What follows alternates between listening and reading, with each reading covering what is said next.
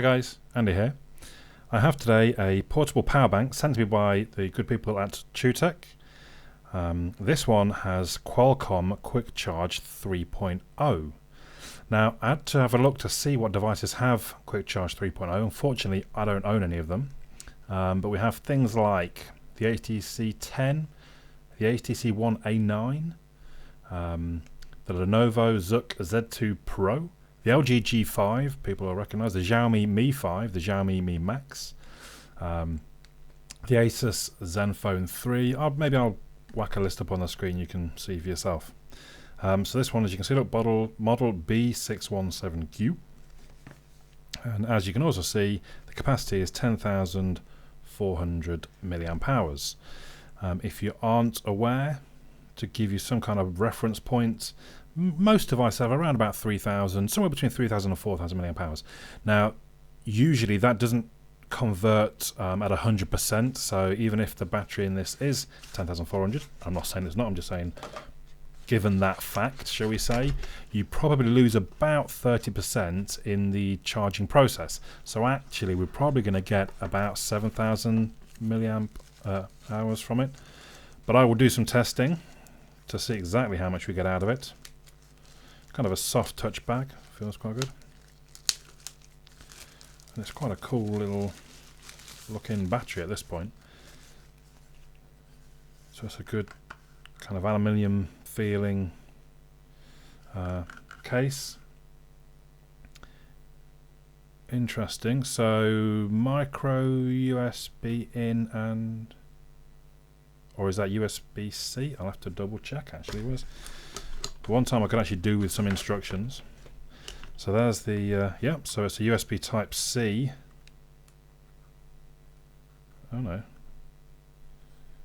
no, okay, that's not actually a USB type C connector in the device, that's just for charging from the device with USB type C. Let me just see if I can double check what the second port is. It might be easier rather than me sit here reading this when I come back, so I'm going to use it for a little while. Input one, oh, lightning, okay, fair enough. That would be why I didn't recognise it. It's an Apple thing. So in one is a lightning port. Interesting. I don't think I've had a battery pack that can be charged via a lightning port. Obviously at some point I've pressed the power button by mistake. You see there's two lights that are lit up. So I'll get that charged up fully myself. It does feel, it's quite weighty, but then you'd imagine it to feel quite weighty being 10,000 milliamp hours. There are some explanations of what the different lights mean. The different outputs, 3 amps, 9 volts, 2 amps, 12 volt. Yeah, okay, interesting stuff. 236 grams, you can see it says just there, look. But I mean, that's quite nice. I mean, it looks quite nice. It's Quick Charge 3.0 compatible, which, you know, given type. So there's quite a few devices that use Quick Charge 2.0, for example. My Note 5 is one. So you've got to think that more and more, like probably I would imagine. I was surprised that the Galaxy S7 was on the list. Maybe the S7 was too early. I would assume the next Note would be Quick Charge 3.0. So it could be a very handy sort of future-proofed battery. The button's quite sort of, you know, clear when you're pressing it. So yeah, the design of it seems nice enough. It's a little weird in some ways, I suppose. So I've got a USB Type-C cable. You would have thought there would have been an input maybe for the USB Type-C. So actually, as it stands, I've got no way of charging this. Obviously, I've got lots of micro USB chargers. We'll see how quickly it charges as well, for that matter. So there we go. The Choetech portable power bank, 10,400 milliamp hours, external battery.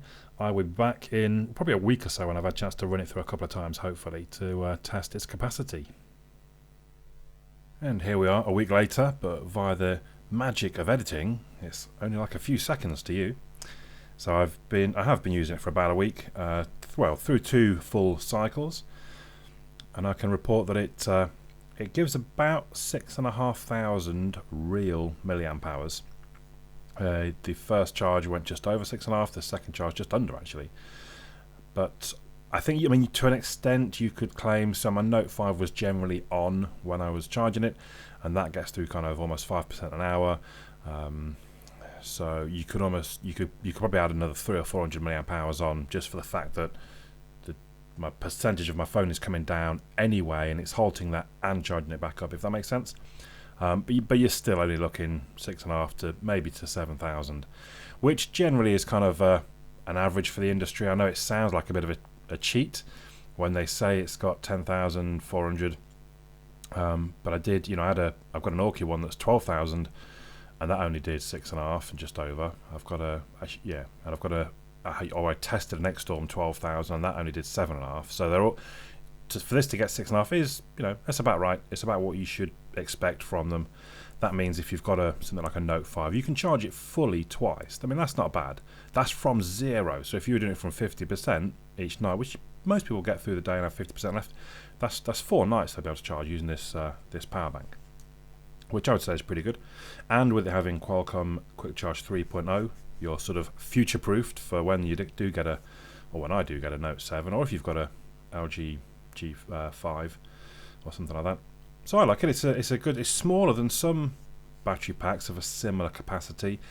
It's nicely designed. It certainly feels good. There's no sort of rattle or creak or groans, or it's well-made product. And it's got a lightning port input that for some people might be very important or handy. I guess it's handy. The more options you've got, the better. I guess it's a shame there wasn't a USB Type-C input as well, but I guess, I don't know, maybe they could have moved them a bit and fitted another one below. It's going to get quite cramped, I guess. So all around, yeah, I'm really quite impressed with this. The Choetech 10,400 milliamp hour portable battery bank. My name's Andy. I'll catch you all again soon.